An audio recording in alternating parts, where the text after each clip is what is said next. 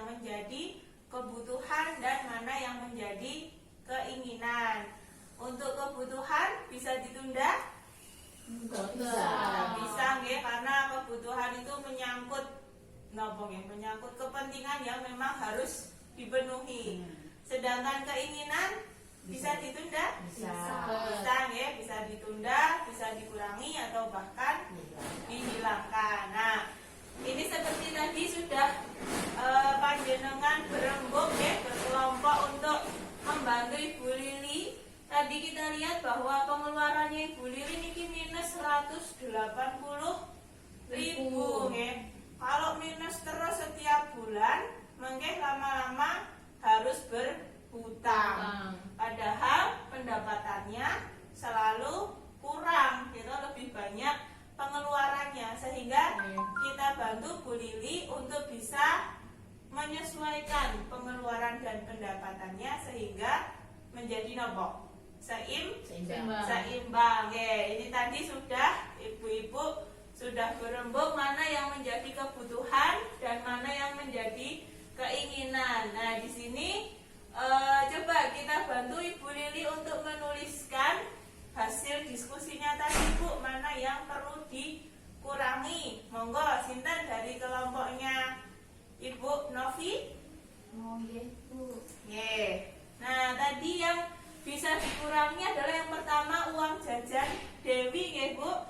Yang sebelumnya 3.000 menjadi berapa, Bu? Menjadi 1.500. Jadi dituliskan uang jajannya menjadi 1.500 dan totalnya adalah 36.000. Kemudian uang jajan Agus tadi juga bisa dikurangi ya, Bu. Yang sebelumnya 2.000, di sini tadi hasil diskusi menjadi 1.000. Jadi 1.000 menjadi 24.000. Kemudian yang dikurangi lagi adalah tas baru. Tadi tas kan keinginan, bisa ditunda bulan depan. Nah, berarti tas baru menjadi 0. Kemudian selanjutnya pulsa telepon. Pulsa telepon bisa dikurangi menjadi 10.000. Kemudian rokok. Nah, niki rokok tadi napa, Bu? Dihilangkan ya. Wah, Bapak kon sabar mboten ngerokok. Jadi, yang di sini pengeluaran 60.000 menjadi 0.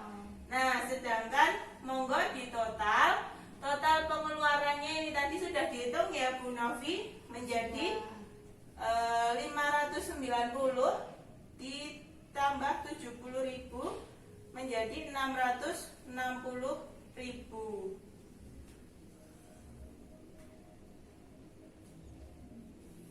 Jadi di sini 660 total pengeluarannya di sini juga genep 660.000, sehingga selisih pendapatannya pinten, Bu? Pendapatan 660, pengeluaran 660, berarti selisihnya 0. Jadi pas, jadi tidak ada kekurangan. Jadi memang keinginan-keinginan tadi bisa dihilangkan atau dikurangi. Terima kasih Ibu Novi sudah dibantu untuk menuliskan. Jadi di sini anggaran Bu Lili yang tadinya lebih gitu besar pasak dibanding tiang, kelebihannya lebih besar, pengeluarannya 180.000, setelah dikurangi keinginan-keinginannya yang yang bisa dikurangi, yang bisa ditunda atau bahkan ada yang dihilangkan. Ini termasuk rokok nggih.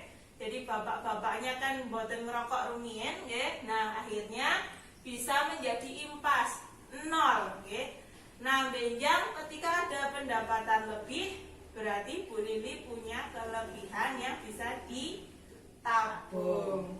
Nah, di sini perlu didiskusikan memang dengan anggota keluarga, khususnya suami istri, nggih, agar sama-sama sepakat dan mengerti tentang kebutuhan keluarga yang perlu diutamakan. Jadi mboten pareng misalkan bapak maringi duit sekian, wes pokoknya cukup nggak cukup sekian gitu. Ibu sendiri sing memikirkan kekurangannya, harus utang sana atau mungkin nyebrak arisan atau mungkin yang lain, mboten. Tapi harus didiskusikan, Pak, ini pengeluarannya lebih besar. Jadi mana yang menjadi kebutuhan keluarga harus diutamakan, yang menjadi keinginan atau bisa ditunda, nggih. Tidak hanya ibu saya ngempet tumbas tas, nggih, tapi bapak juga perlu ngempet mboten ngerokok. Nah, di sini pendapatan dan pengeluaran bisa bertambah atau berkurang. Jadi mungkin kadang-kadang dapat arisan, berarti pendapatannya bertambah. Atau dilalah kok, misalkan ibu yang biasanya gosok tapi ternyata sakit, atau mungkin ada undangan ke sekolahan putrane, jadi tidak punya pendapatan, berarti niku berkurang. Nah, untuk menyeimbangkannya kembali, kita perlu menyesuaikan apa-apa saja yang harus diutamakan dalam anggaran bulanan kita. Contoh, anggaran keluarga Ibu Lili bisa berubah ketika Ibu Lili sakit dan tidak bisa bekerja sehingga pendapatan berkurang.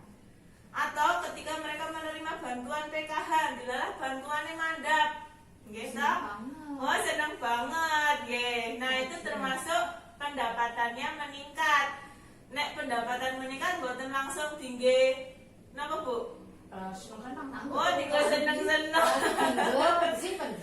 Disimpan nggih. Jadi karena memang pendapatan tidak menetap nggih, kadang naik kadang turun, memang harus bijak dalam menggunakan keuangan, nggih.